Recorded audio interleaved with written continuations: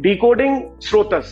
हम जब भी हमारी संहिता पढ़ते हैं तो संहिता के मूल में कुछ ऐसे प्रिंसिपल्स होते हैं, principle of line of treatments भी होते हैं।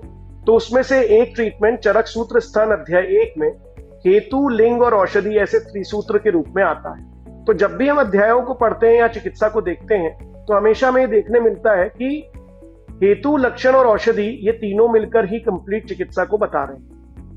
लेकिन होता क्या है, शास्त्र जब उसे बताता है तो प्रत्यक्ष के रूप में, अनुमान के रूप में, आप्तोपदेश के रूप में, युक्ति के रूप में, और साथ ही साथ ऐसी कंडीशन जिसमें उपमा अलंकार लगे और उपमा लगे, इस रूप से लिखता है। तो अलग अलग रूप से पूरा शास्त्र लिखा गया। उस शास्त्र को पढ़ने का जो तरीका था वो था तंत्रयुक्ति।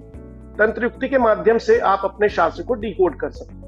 तो वही तंत्रयुक्ति का उपयोग कर और इन सभी प्रमाणों को अपने ध्यान में रखकर अगर हम इनको स्रोतसों को पढ़ना शुरू करते हैं तो बड़ा आसान रहता है। तो उसी चीज को अगर हमें यहाँ पर पढ़ना है या समझना है तो अभी हम अध्याय चरक विमान स्थान अध्याय 5 को देखेंगे।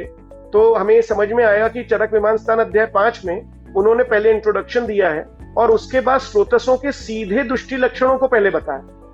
तो इस बात को हमें डिकोड करने के लिए एक क्लू मिलता है कि चरक विमान स्थान अध्याय 5 को हम रीड आउट करना शुरू करते हैं तो पहले स्रोतसों के मूल स्थान के साथ साथ उसके दृष्टि लक्षणों को बताना शुरू किया। हेतुओं को बताना चाहिए था अगर हेतु, लक्षण और औषधि थी तो। लेकिन उन्होंने लक्षणों को क्यों बताया? क्योंकि हमारे पास पेशेंट लक्षणों के साथ आता है और हमें उसके मूल जानना चाहिए। इसीलिए स्रोतसों को डिकोड करने के लिए पहले लक्षण, फिर हेतु और उसके बाद औषधि के मूल प्रिंसिपल्स को उन्होंने समझाया, यानी कि कौन से चिकित्सा सूत्र उसमें उपयोगी होंगे। तो उसको समझने के लिए सबसे पहले जब आप संहिता पढ़ना शुरू करें तो संहिता में पढ़ने के जो तरीके हैं उसमें प्रमाणों को अपने दिमाग में बिठा लें, या अलग अलग प्रमाण यूज करे गए हैं, और साथ ही साथ तंत्रयुक्ति को यूज करें और उसको पढ़ना शुरू करें। तो हम चरक विमान स्थान अध्याय 5 श्लोक नंबर 8 से शुरू करेंगे। तो वहां पर हम आते हैं क्योंकि ऑर्थोडॉक्स वे जो ब्रिटिशर्स वे है वो चैप्टर वाइज है। एक नंबर चैप्टर 1, चैप्टर 2, चैप्टर 3 ये संहिता के रूप में नहीं लिखा। संहिता में जब लिखने की जो पद्धति थी उनमें अध्याय में अधिकरण तंत्रयुक्ति को यूज करते हुए एक डेडिकेटेड चैप्टर लिख दिया गया।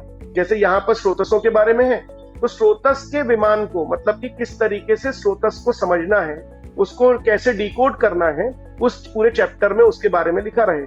लेकिन कंप्लीट स्रोतस यही है क्या?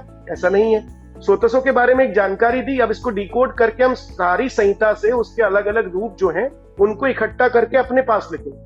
वो हमारा तंत्र बनेगा और उस तंत्र को प्रयोग में हम प्रैक्टिस में लेकर आएंगे।